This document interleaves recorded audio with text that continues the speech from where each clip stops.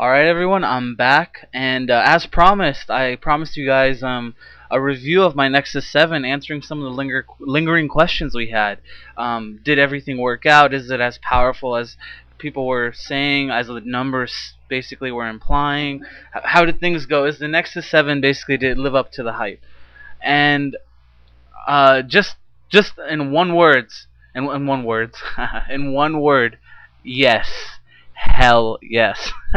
Oh my god. Actually, you know what my biggest worry was? Let's list this. Alright, my biggest worry, let's start right there, was the 7 inches. Everyone looked at the other tablets, the ones that were more expensive, the 10 inches, the iPad 9 inches, and they thought, maybe that this Google Nexus, the reason why it's so cheap, even though it's so powerful, maybe it's because it's at 7 inches. Maybe the 7 inches doesn't look nice. Maybe it's not enough room, maybe that's it. And me playing with the Nexus 7, I'm sorry. I mean, I put hours into it since I've gotten it. In July, the 7 inches is not an issue. Actually, if anything, it might be too big. Like, actually, looking back, and actually, I looked at a lot of other reviewers to see what they thought, to see if I was some sort of anomaly. Every reviewer I saw, and every person that was actually looking at tablets, says anything above 7 inches is actually like too much. Your hands get really tired, because remember, it's not a tablet, it's not a desktop. You have to hold it. Your hands get tired. You really you dread holding it. Like, even the 7 inches, after I've been holding it for a long time, I'm just like, hey, I'm gonna switch to my desktop. So 7 inches, I think that's really close to the sweet spot. If anything, I think maybe 6 inches might be where it's at. That might be the golden number. So when it comes to actually the size of the screen is perfect. The quality is perfect. Remember, it's at a high. The Google Nexus is at a higher resolution than other tablets. So when I've looked at some of the other tablets versus this screen looks a lot better, and it's the highest quality type of screen. It's an IPS screen, which not all screens are. So if you look at my computer monitor buying guide, I go through all the different types of screens there are currently on the market, and I basically let you know that IPS is up there at the top. Screen is great. The 7 inches didn't bother me. Overall, I mean, I was very satisfied with that. So having a tablet definitely opens you up to a new world. I think tablets are, in a sense, sort of like the next upgrade from Windows. So let me explain that for a second. And this might be good for those of you still on the fence who don't have a tablet. I definitely don't think tablets are a necessity, but I think that they're going to become better as time progresses, and they're gonna take the place completely of laptops, probably, unless you're a really high-end business class worker who needs their Word and all that other stuff. You're probably gonna have your tablet instead. So laptops won't disappear. It's just you'll just use a tablet more often for things, for emails, for web browsing, for other things. Whereas now you have to use a laptop for that. But I don't think a laptop's been properly designed for it. Laptops should be more for productivity, in my opinion. But so what do I mean? Let's go back. I'm jumping on too many points here. What do I mean by it's the next upgrade of Windows? So what did Windows do? Windows took code and it visualized it. It created the GUI, the GUIE, the graphical user interface, so that now when you double click a folder, the folder actually is a part of the computer. But it's visually seen to you as a folder. So you interact with the computer in a visual way, in a graphical interface way, hence the GUI, and you don't have to type in a bunch of stuff like DOS was. DOS was just blah blah blah, type, open folder, make file, blah. It was very boring, and the GUI dumbed it down. Basically, it dumbed down computing so that it would be a lot more easier, and you could do things more efficiently. The tablet, I think, does the same thing. The software on the tablet, the way that apps work, it's so easy. Like a baby could do it. It's some of the easiest things that you could ever work with. It's easy to install, easy to uninstall. Like, it's very because there's not a huge OS running in the background. It's not doing 1,000 different things. It doesn't have to try to struggle. So in that sense, a tablet is the next step up in the graphical user interfaces, and it's that dumbing down that allows it to be more efficient. It's why a lot of my siblings love it so much, because it's so simple, so easy to use.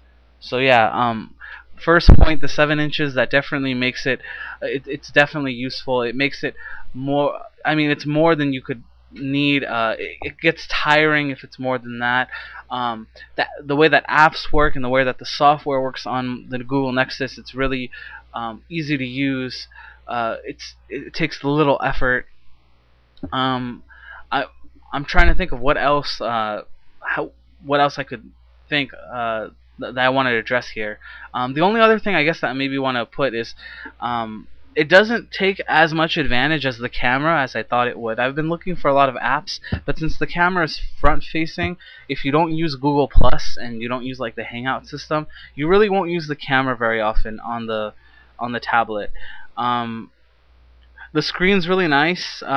It cleans really easily. I noticed that that's an issue for some tablets. The weight is huge. The weight is not huge as in heavy, but the weight is really important with tablets because, like I said, there's that issue of having to hold it for so long. The Google Nexus is one of the lightest tablets out there. So if one of the main issues of buying a tablet is the weight, you want to go with something that's really lightweight, and it's has a very strong processor. It has really strong graphics card. They really kept the weight down. So that's useful. That's beneficial when you have it. When you're thinking about what type of tablet you want to order. I mean, I really like the Jelly Bean interface. I really like the Google Play Store.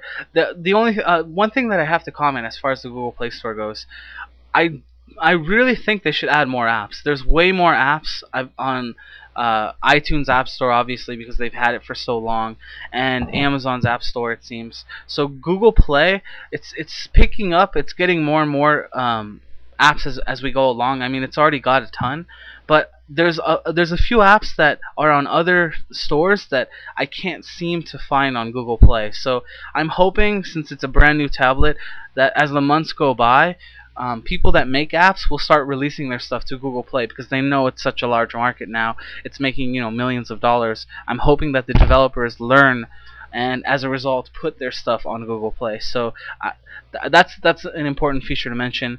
One other downside that I want to put is that the Google Chrome browser, it's not really intuitive to use, and although there is an incognito mode, you can't really clear your browser cache for some reason. So let's say there's a ton of sites that you go to, right? Let's say I want to go to Twitter, or I'm going to go to a different site, right?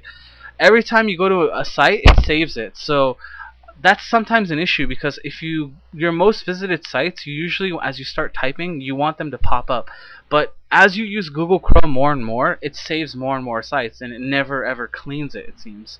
So I think that's an issue as far as storage, because it's going to slowly start eating away. I didn't find any way to clear its storage, and it's a problem because it won't show you the sites that you regularly go to. So like if I'm using Firefox on my desktop and I clean it, right, and I start using it again, obviously the sites that I visit more often, it's going to pop those up as I start typing them in. But if I visit a trillion different sites, right, and I start T, well, there's going to be a bunch of sites that start with T. I type in TW, there might be a few sites that start with TW, versus if you start from a clean slate. So it's a pet peeve of mine, but I think there's a Firefox. You can download Firefox for the Google Nexus and use it instead. It's a lot better, but you would have thought that Google would have done a better job with Chrome. Chrome does seem a bit slower than a few of the other browsers on here. Not too much slower, but I mean, I guess maybe they wanted to rush and get it out, so that seems to be a small bit of an issue. But besides that, I think that'll do it. I mean, we're about 10 minutes into the video. That's everything important right now. I really like the voice activation. Google didn't push this in a lot of their marketing, but anytime I want to search something, I find myself using the voice activation because it works so well. So if I say like a sentence, the vast majority of the time it will pick up the sentence. So, and I don't want to type anymore. I just, I want to search such and such. Like the last thing I searched, for instance, was I wanted to show my siblings a video from PewDiePie called synchronized dancing. So I went to YouTube and I'm like, all right, PewDiePie synchronized dancing, and I said it. The PewDiePie didn't come up, so I typed that in manually, but the synchronized dancing typed in perfectly. And synchronize is kind of hard for a voice recognition software to pick up, so it did a really good job there. Now that I've finished my review of the Nexus 7, I'm gonna go ahead. Within the next couple of days, I'm going to go through some of my favorite apps. I've been looking through a ton of apps, installed a bunch, uninstalled a bunch, and I'm going to just tell you guys, for anyone new to tablets, or if you want to get some ideas on what you should install, I'm going to put a bunch of games up. I'm going to put a few non-games up. It seems like the majority of what I put up on my tablet is games, but there will be some non-game apps up. So that's it for this review. The Google Nexus, I think, definitely lives up to the hype. Every single game I play, even some of the graphically challenging games where if I look in the comments, a lot of people are complaining. They're like, man, this game lags, blah, blah, blah. When I play them, there is no lag. Every game, like the most graphically challenged games I've played, like Babel Rising 3D, Samurai vs. Zombies, those types of games that lag a lot of other tablets, there's absolutely no lag whatsoever on the Google Nexus. So I definitely give it a 5 out of 5 for tablets. It's an amazing price at $200. If you just need a laptop to just do everyday surfing, this, that, and the other, I might suggest getting a tablet. Now, if you need a laptop to do work because you don't have a desktop, then yeah, maybe I'd suggest getting a desktop and then maybe saving up for a tablet. But yeah, I really enjoy the tablet. I think it's really fun. It's not necessary. I don't think it's a necessity like a desktop is, but I think that it does make life a lot easier. I always find myself checking the weather. Anyways, I'll give you guys a bunch more app reviews as I go. Let's go ahead and end this video. Google Nexus 7, great job guys. And I'll see you guys in the next video. Take care. Bye.